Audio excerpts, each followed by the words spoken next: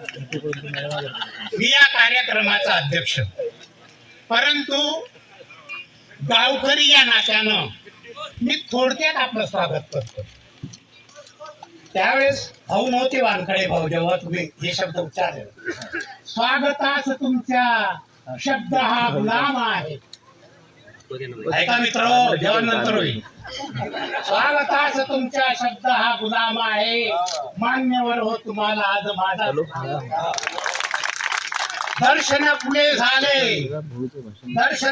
झाले रंग मैफिली साला, परिसर इथला सुंदर जणू आनंदाने नाला.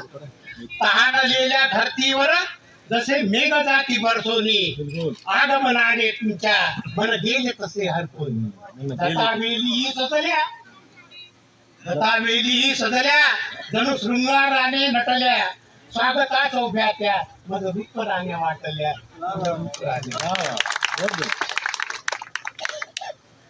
आदरणीय बळवंत दादा,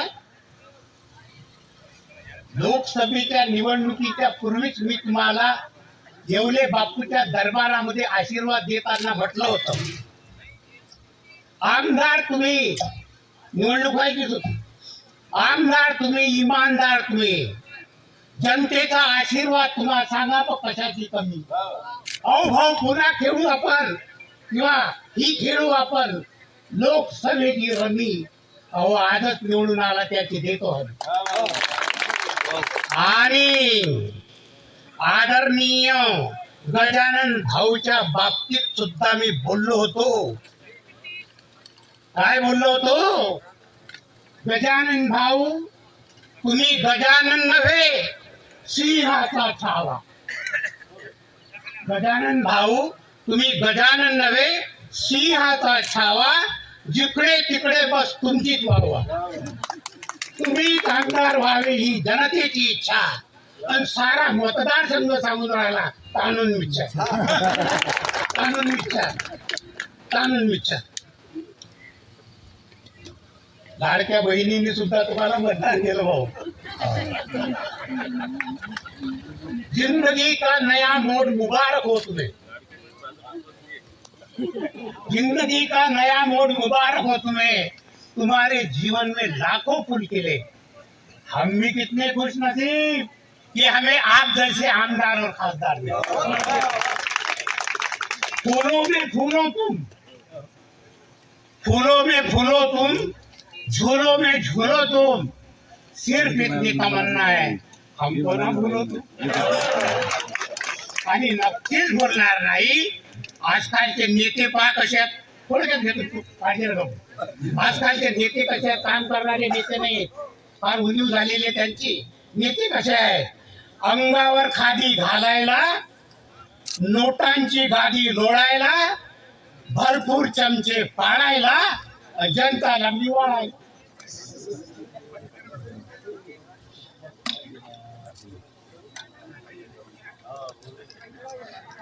संघटना हजार झाल्या, नेते हजार झाले, पुन्हा म्हणावे आपले चेहरे हजार झाले.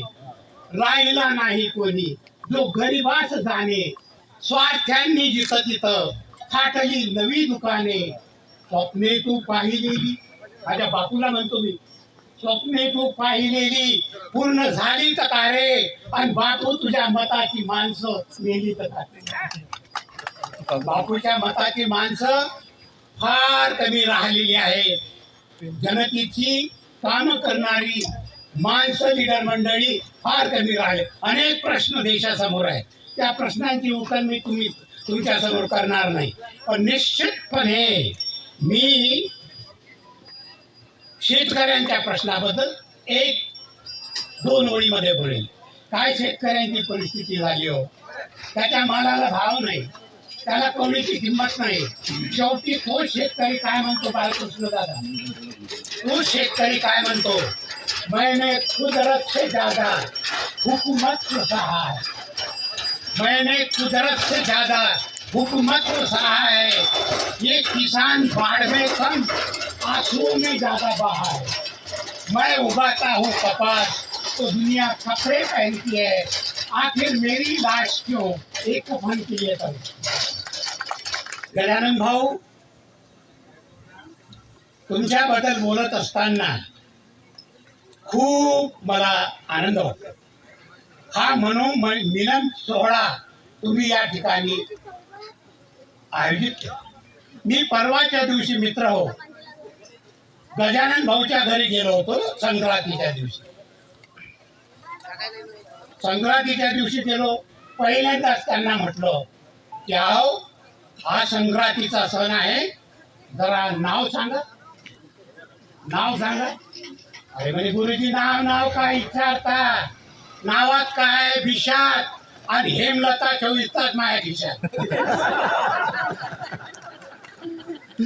पण त्याच्यावर त्या बाईनं सर्ग बोलायला पाहिजे होतं की नाही. ती बोलली नाही. काय म्हटलं बाईनं, पांढरं फटक काढलं आळवं उभं चिरलं. पांढरं फटक काढलं आळवं उभं चिरलं. त्याच्यात भरले गहू गेले सांडत, मी गेली सावळत.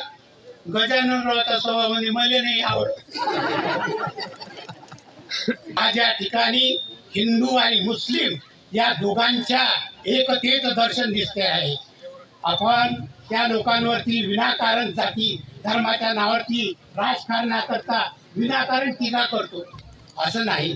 हा देश सगळ्यांचा आहे. जेवढं आमचं प्रेम त्यांच्यावरती आहे तेवढंच प्रेम त्यांचं सुद्धा आपल्यावरती आहे, देशावरती आहे. एक मुस्लिम शायर म्हणतो एक मुस्लिम पहा, त्याची देशभक्ती पहा. त्यांच्यावरती आम्ही संशय देतो. त्याची देशभक्ती पहा त्या मुस्लिम शायराची. ऐकून घ्या. मैं किस मिट्टी का हूँ यारो. काय म्हणतो तो मुस्लिम शायर, मैं किस मिट्टी का हूँ यारो, मेरी पहचान लिख देना, मेरे मरने के बाद मेरे कफन पे हिंदुस्तान लिख देना. चलो आओ हम सब मिलकर एकता का पैगाम लिखेंगे. इधर मैं राम लिखता हूँ, उधर तुम रहमान लिख देना. इधर मैं राम लिखता हूँ, उधर तुम रहमान लिख देना.